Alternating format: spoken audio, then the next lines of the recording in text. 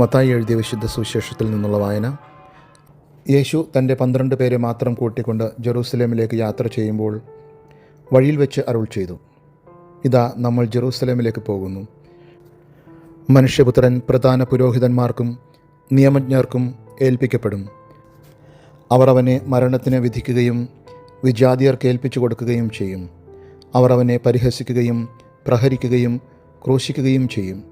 എന്നാൽ 3-ാം ദിവസം അവൻ ഉയർപ്പിക്കപ്പെടും.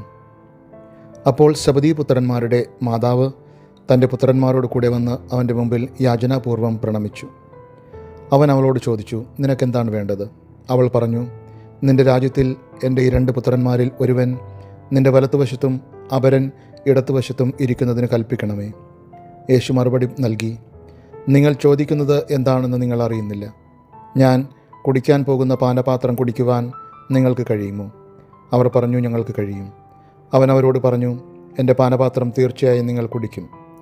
എന്നാൽ എൻ്റെ വലത്തുവശത്തും ഇടത്തുവശത്തും ഇരിക്കാനുള്ള വരം നിങ്ങൾക്ക് നൽകേണ്ടത് ഞാനല്ല, അതെൻ്റെ പിതാവ് ആർക്കു വേണ്ടി സജ്ജമാക്കിയിരിക്കുന്നുവോ അവർക്കുള്ളതാണ്. ഇത് കേട്ടപ്പോൾ ബാക്കി 10 പേർക്കും ആ 2 സഹോദരന്മാരോട് അമർഷം തോന്നി.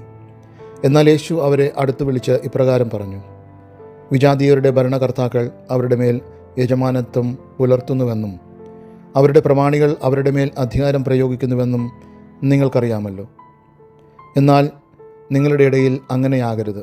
നിങ്ങളിൽ വലിയവനാകാൻ ആഗ്രഹിക്കുന്നവൻ നിങ്ങളുടെ ശുശ്രൂഷകനും നിങ്ങളിൽ ഒന്നാമനാകാൻ ആഗ്രഹിക്കുന്നവൻ നിങ്ങളുടെ ദാസനുമായിരിക്കണം.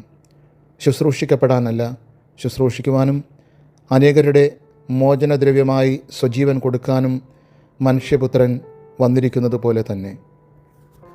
കർത്താവിൻ്റെ സുവിശേഷം. ജെറൂസലേമിലേക്കുള്ള യാത്രയാണ് ഇന്നത്തെ സുവിശേഷത്തിൽ കാണുന്നത്. അവിടെ വെച്ച് എന്താണ് തനിക്ക് സംഭവിക്കാൻ പോകുന്നതെന്ന് കർത്താവ് ശിഷ്യന്മാരോട് വിവരിക്കുന്നു. തെറ്റായ വിധി നടപ്പാക്കപ്പെടും, താൻ പ്രഹരിക്കപ്പെടും, അവരുടെ കൈകളാൽ വധിക്കപ്പെടും, എന്നാൽ 3-ാം ദിവസം ഉയർപ്പിക്കപ്പെടുകയും ചെയ്യും.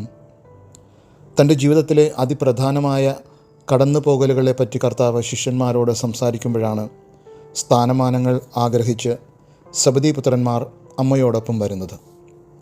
അവരുടെ ചോദ്യം അവരുടെ അറിവില്ലായ്മയാണെന്ന് സുവിശേഷത്തിൽ വളരെ വ്യക്തമാണ്. ഈ പശ്ചാത്തലത്തിലാണ് സ്ഥാനമാനങ്ങൾ ആഗ്രഹിക്കുന്നവരാകാതെ ചെറുതാവണമെന്നും ശുശ്രൂഷകരാകണമെന്നും കർത്താവ് ശിഷ്യന്മാരെ പഠിപ്പിക്കുന്നത്. കരുണാമയനായ ദൈവമേ, ജീവിതത്തിൽ എളിമയോടെ അവസരം കിട്ടുമ്പോഴെല്ലാം മറ്റുള്ളവരുടെ ശുശ്രൂഷകരായി ജീവിക്കുവാൻ ഞങ്ങളെ അനുഗ്രഹിക്കണമേ.